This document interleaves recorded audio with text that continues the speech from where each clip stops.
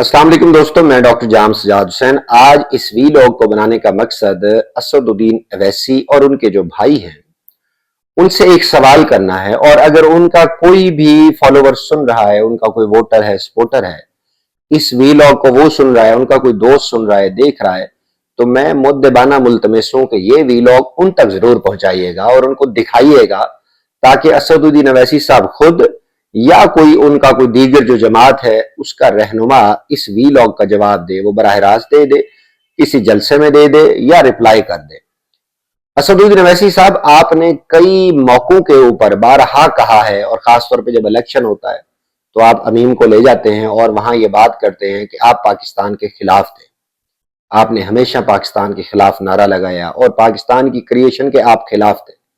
ये हमेशा आपने कहा है और आपकी जो गुफ्तगू है वो हमेशा इसी के ऊपर होती है। इस्लाम को भी आप फॉलो करते हैं तो एक सर्टेन लेंस के साथ फॉलो करते हैं और आप कहते हैं यही ठीक है। कोई भी अगर आपको चेहरा दिखाए तो आप कहते हैं नहीं, ये गलत है। तो आपने टू नेशन थ्योरी को हमेशा डिसऑन किया। वो क्यों? क्योंकि आप वहीं पर रहते हैं इंडिया में, और इंडिया के अंदर जितने भी मुसलमान हैं आप टू ग्रेट एक्सटेंट उनको मोबिलाइज करते हैं कि वो आप उनके नुमाइंदा रहनुमा हैं। ये आप इस वक्त कहने की कोशिश करते हैं ताकि वो आपके साथ जुड़े, और वो जुड़ते भी हैं। उनके पास कोई और ऑप्शन नहीं होता, क्योंकि इंडियन नेशनल कांग्रेस वो रहनुमा तो जरूर आते हैं मुसलमानों के, लेकिन मंत्रालय उनको नहीं देता। अब बीजेपी की तीसरी सरकार है, एक भी मुसलमान जो है वो उसका इस वक्त मंत्रालय नहीं संभाल रहा। जो मेजर पोर्टफोलियो है मुसलमानों के पास नहीं है, जबकि मुसलमान वहां पे आप कहते हैं गालबन 18.6 हैं, जबकि हमारी कैलकुलेशन है 33% जो है ना वो मुसलमान आबाद है इंडिया में। तो आपने टू नेशन थ्योरी को निगेट किया। आपने कहा कि नजरिया जो दो कौमी नजरिया था वो ठीक नहीं था। आप कहते हैं कि आपने बानी पाकिस्तान कायदे आज़म मोहम्मद अली जिन्ना अलैहिर्रहमा को आपने निगेट किया। हमेशा आपके पुरखों ने भी किया और आप भी करते हैं। तो बानी पाकिस्तान कायदे आज़म अलैहिर्रहमा ने यह बात की थी, उन्होंने कहा था कि मैं भांप गया हूं इस बनिए के इरादे को कि जब ये अंग्रेज साम्राज्य यहां से जाएगा तो बनिया हुक्मरान बनना चाहता है और मुसलमानों को अपनी सब्जेक्ट्स के तौर पर रखना चाहता है। तो बानी पाकिस्तान ने इनकी नीयत को भांपते हुए, इनके इरादों को समझते हुए, उन्होंने एक आजाद वतन की मांग की और अल्हम्दुलिल्लाह 14 अगस्त 1947 को पाकिस्तान वजूद में आ गया। और आप तो 14 अगस्त के ऊपर भी हर्जासराई करते हैं। चलें, वो आपकी अपनी राय है। तो बानी पाकिस्तान ने पाकिस्तान बना दिया। आज हम अल्हम्दुलिल्लाह जो वेस्ट पाकिस्तान है या अब ईस्ट पाकिस्तान है, अब आपको फील हो रहा होगा, आप बांग्लादेश के हवाले से भी बोलना शुरू हो गए, क्योंकि अंदर से मेरी जाती राय है, बेस्ड ऑन ऑब्जर्वेशन और बेस्ड ऑन स्टडी आपके ऊपर जो मैंने पढ़ रखा है, कि आपकी ख्वाहिश होती है कि जो नरेंद्र दामोदर मोदी जो भी काम कर रहा है आप कहीं ना कहीं उसके साथ लाइन जोड़ लेते हैं। जितने पर्क्स एंड प्रिविलेजेस हैं, गाड़ियां हैं और तनख्वाहें हैं, वो आप समेटते हैं, लेकिन आप अवाम के सामने जाके उसका विरोध करते हैं। जब ये ऑपरेशन सिंदूर का उसने ढकोसला छोड़ा और उसके बाद जिस तरह उसने पूरी दुनिया में आपको भेजने की कोशिश की, तो आप उस टीम का हिस्सा थे। तो गए आपने जो भी आपने हर्जासराई की और हमेशा मुंह की खाई। अब मैं आपसे सवाल करना चाहता हूं, बानी पाकिस्तान कायदे आज़म अलैहिर्रहमा ने फरमाया था कि आज मैं पाकिस्तान बना के जा रहा हूं, लेकिन जो इंडिया के अंदर रहने वाला मुसलमान है वो सारी जिंदगी जस्टिफाई करता रहेगा, अपनी लॉयल्टी दिखाता रहेगा विद इंडिया, इंडियन स्टेट के साथ वो लॉयल्टी दिखाता रहेगा, और हमेशा उसको ये बावर कराया जाएगा कि तुम यहां के नहीं हो। और ये तो कई बार ऐसा हुआ है ना। आप चलो आंखें बंद कर लें वो अलग बात है, लेकिन कई वाकयात ऐसे हैं, इंडियन तारीख उन वाकयात से भरी पड़ी है, जब वहां के इंडिया के मुसलमान को कहा गया कि तुम जस्टिफिकेशन दो। आप इमरान प्रतापगढ़ी की स्पीचेस को सुने, जिस अंदाज से उन्होंने कहा कि हमने ये मुल्क बनाया, आज हमसे ही पूछा जाता है कि आपका जन्म पत्र कहां पे है। आप दूसरे मुसलमान रहनुमाओं की बात सुने तो चूंकि आपने आंखें बंद की हुई हैं, कान बंद किए हुए, सिर्फ अपनी मर्जी की बात सुनते हैं। ये एक वीडियो है, आप मुझे बताइए, ये सोशल मीडिया पे इस वक्त वायरल है, ये चल रही है, इसमें मुसलमान है, आप जरा गौर से देखिए इसको। ये जो नौजवान है जो इनको मार रहा है, जिस तरह उनकी दाढ़ी के ऊपर, चेहरे के ऊपर थप्पड़ मार रहा है, और मैं अभी इसकी वॉइस जो है ना वो म्यूट कर दी है, जो गालम गलोच दे रहा है, ताकि मेरे व्यूअर्स जो है ना कम से कम वो उनको वो गालम गलोच ना सुनाई दे। अब मैं आपसे ये सवाल करना चाहता हूं, ये मुसलमान हैं, ये इंडिया के अंदर रहते हैं, اس انڈیا کو بنانے میں مسلمانوں کا سب سے بڑا یوگدان ہے. اگر آج انڈیا موجود ہے تو مغلوں کی علاؤدین خلجی کی وجہ سے موجود ہے. تم تو ہسٹری پڑھتے ہو نا, تو سلیکٹو پرسپشن تو تم بتا دیتے ہو.